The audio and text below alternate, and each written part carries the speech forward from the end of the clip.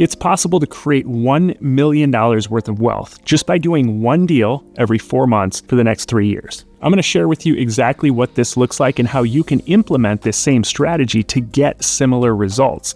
And the reason I picked one deal every 4 months is because that means you're basically doing one deal at a time. If you think about it, if it takes you 2 months to get a property under contract, 30 days to close, and then 30 days to get it all set up on Airbnb, you're never doing more than one deal over that 3-year period, and you've just created $1 million for yourself. I personally own 39 short-term rental listings at this point, and I've helped hundreds of other people implement this same strategy to create significant wealth for themselves and significant cash flow. I have a program where I work with you personally to identify the perfect market and the right type of property and the right type of financing and set up your property and all your systems so that you can operate successfully going forward. So if that sounds interesting to you, you can book a call with me at the link in the description, and we can talk through the details of the program and see if it's a good fit for your goals. Now, I know it sounds like these numbers are too good to be true, but that's because a lot of people don't consider all of the financial benefits that come with investing in real estate over other investments. So people will a lot of times compare the appreciation of their real estate compared to the appreciation of their mutual funds, or they'll compare the cash flow to the dividend they're getting from a stock. But the reason I get so fired up about real estate, particularly this strategy of low cost, high cash flowing short-term rentals, is because you get 4 major financial benefits all working together at the same time. So the 4 major benefits that all work together at the same time are, number 1, cash flow. So that's how much actual cash you're sticking in your pocket on a monthly basis after you've paid all your expenses. Number 2 is the appreciation, so how much that property is going up in value over time. Then number 3 is principal paydown, so how much somebody else is paying off the loan on that property because your guests are actually paying off your loan on a monthly basis. And then number 4 is the huge tax benefit that you get with owning short-term rentals. And I say there's 4, but there's really a 5th bonus component to it as well. And that is the amount of leverage that you're able to use with real estate investing as opposed to pretty much any other type of investing out there. So I'm going to show you exactly what each one of these looks like on a very simple spreadsheet. So even if you're not a numbers person or a math person, I've set this up in a way that's easy to follow along and see the massive wealth building that this strategy will provide. All right, so sharing my screen here, I'm going to show you exactly how this works. And as I said, there's 4 major financial benefits that you get from implementing this strategy. And I'm going to break them down one by one to show you how powerful each one is by itself. And then you combine all 4 together, it's kind of mind-blowing. So let me just show you how this is set up. So I mentioned we're going to buy one property every 4 months over the next 3 years. And so column B here represents the years, and then column C is how many properties you own. So like I said, you're going to buy one every 4 months. Column D is the date. So each row here is a month. And so we're going to assume that we start this at the beginning of next year. At the end of January 2026, we're going to buy our first property. And so you can see the purchase price of these properties. And I picked $300,000 because this is kind of a sweet spot when it comes to the 1% net rule that I created, where if I'm buying a property for $300,000, then I want to see a monthly cash flow of $3,000 per month after all my expenses, after set-asides for maintenance, after everything, right? So I know a lot of people who are listening to this might be investing in long-term rentals and say that's absolutely impossible. Those numbers are crazy. And it is with long-term rentals. It would be extremely difficult to hit these numbers, but with the right, typically multi-unit, small multi-unit short-term rental in the right location, these numbers are absolutely possible. And actually, I'm going to show you an example of the type of deal that I'm talking about here. So ironically, Trevor and Joanna, who are a part of my Blueprint program, just recently bought this property for exactly $300,000. So you can see they bought it right at the end of May. And this is in Augusta, Georgia, which is a great market. And you can see this property is pretty much turnkey. When you look inside, it's beautiful. It's been renovated recently, brand new appliances, really well updated. And it's a 4-bedroom, 2-bath house. But the beautiful thing about this property is when you look in the backyard, it comes with this garage with an ADU above it. So an accessory dwelling unit or a 1-bedroom apartment, whatever you want to call it, but it's got this secondary short-term rental right above our property that we're going to use as a short-term rental right above the garage. And it's in pretty good shape too. So it needs some updating.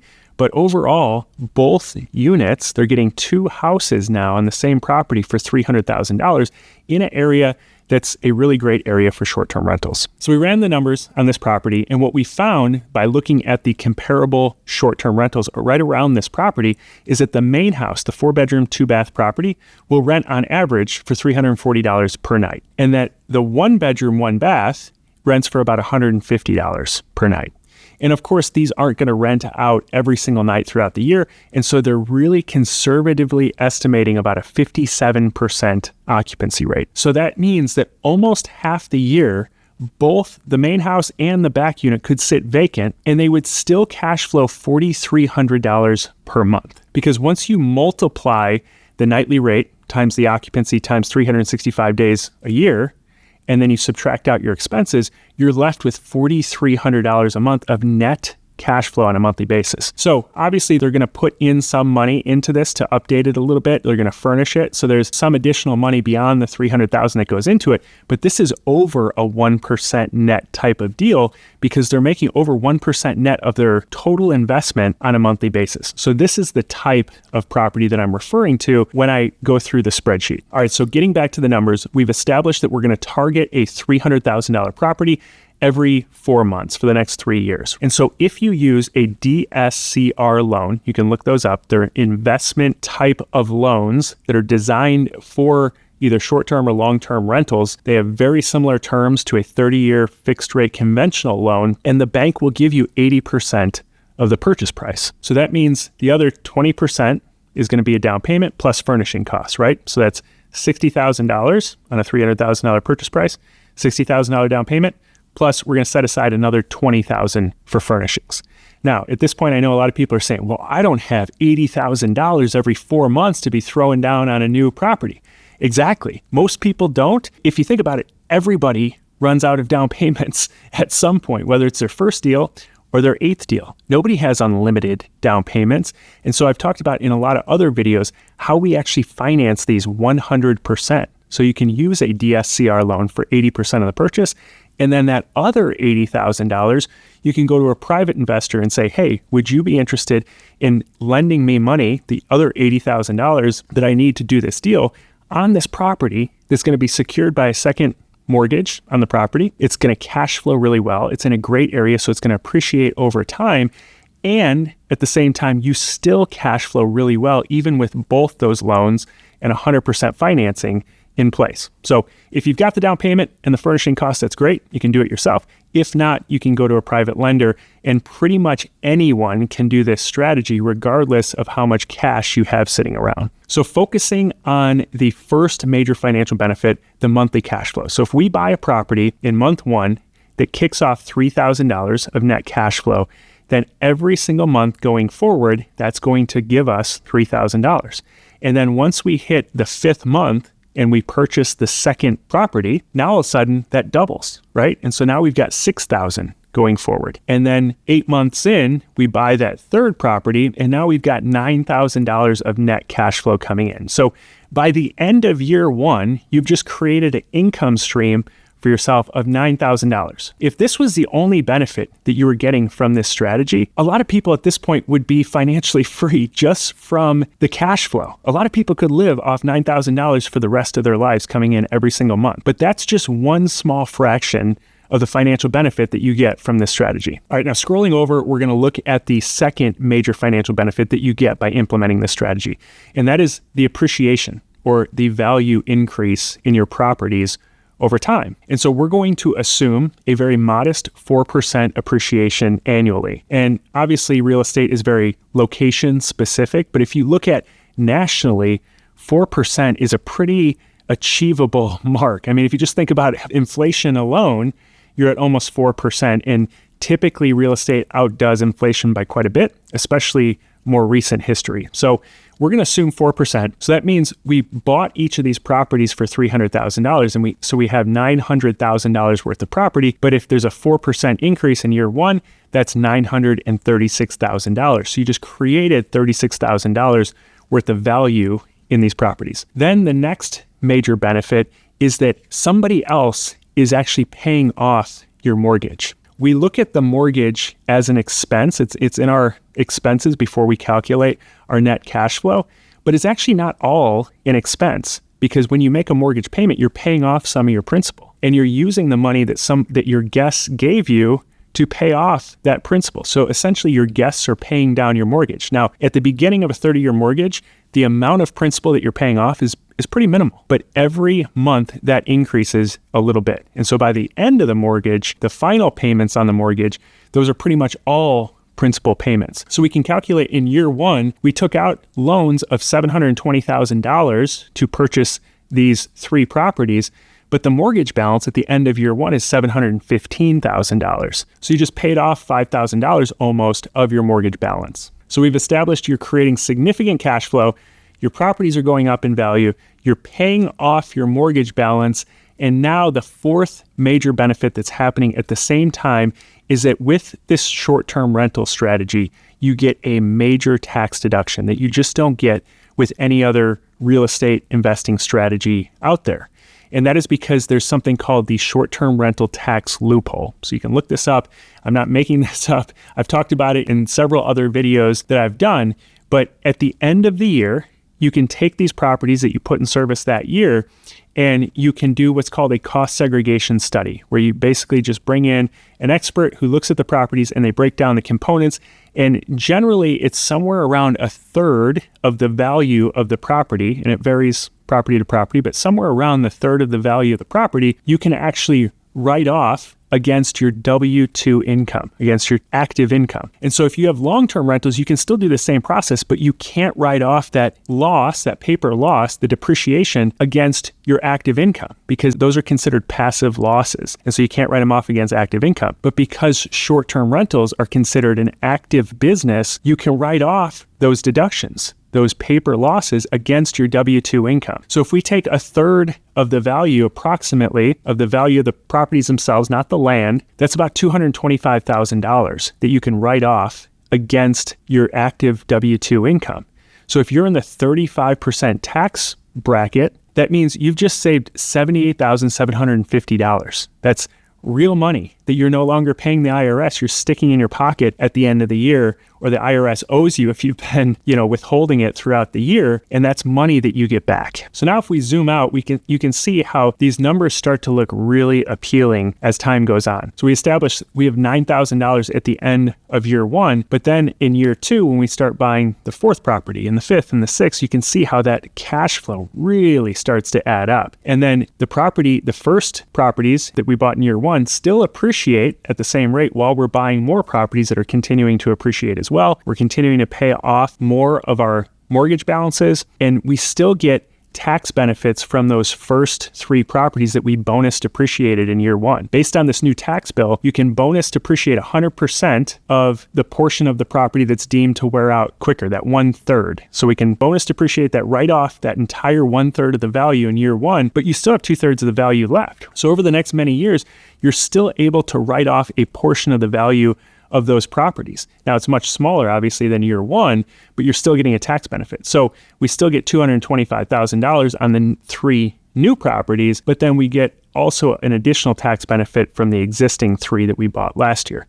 And then we move down into year three, and you can see it just gets even better and better. So by the end of year three, we've got $27,000 of cash flow coming in on a monthly basis every single month going forward. We've got about $3 million worth of property. We've got a mortgage balance of $2.1 million-ish. This year, at the end of year three, we'll have a $253,000 tax write-off, or $88,550 of actual money that we're getting back from the IRS that we withheld from our W-2 income. So when we look at the totals, you can see that the total cash flow, if we added it up month over month, we've created $540,000 of actual cash that we got back. So that's not even like value in the property. That's actually money that was put back in your hand. So you could have reinvested that money into something else this entire time, or used it to live off of. Then the equity that we've accumulated over that time, that's the value of the properties, the appreciated value of the properties at 4% a year, minus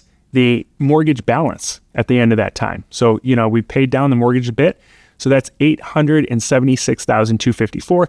And then the total tax savings, the money that you've gotten back from filing your taxes that you've been able to stick back in your pocket, is $250,000. So that adds up to $1.667 million, right? But 720 of that is actual cash that you put in. Either you put in yourself as down payments and furnishing costs, or it's money that you borrowed from a private investor to help fund these deals. So we can't count that as additional value. It's still money that's there that you can tap into, but it's not additional value on top of what you had before. So you have to subtract that out from the 1.66, and now you're left with almost $1 million of actual value that you created over a 3-year period. So this is awesome, and this is the reason why real estate has created more millionaires than any other strategy that exists. But the greatest part about real estate is that it doesn't stop there, right? So at the end of the 3 years, say you purchased a stock that went up in value $1 million. Well, you're going to sell it at the end of the 3 years, and now you've got that money, but the value stops, right?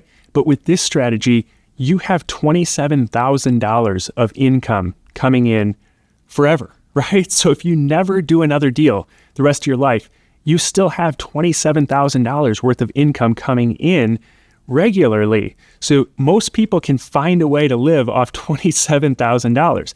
And by the way, the property's still appreciating. And none of these numbers are going to be exact. Like, you can put numbers on a spreadsheet all day long. In reality, it's going to vary. Like, the purchase price is never going to be exactly $300,000. It's never going to appreciate exactly 4% a year. There's going to be years where it goes way up, and then there's going to be years where it doesn't appreciate at all. Some years where it dips a little bit, but overall, it's going to appreciate over time. You know that your mortgage balance is continuously getting paid off, and then you can still take some of the tax benefit. You're not going to get as big of a tax benefit going forward, but the value just continues to build on itself the longer you own these properties. And you could continue buying one property every 4 months if you wanted to, or most people would be in a very, very comfortable position the rest of their life just by stopping here and living off this cash flow.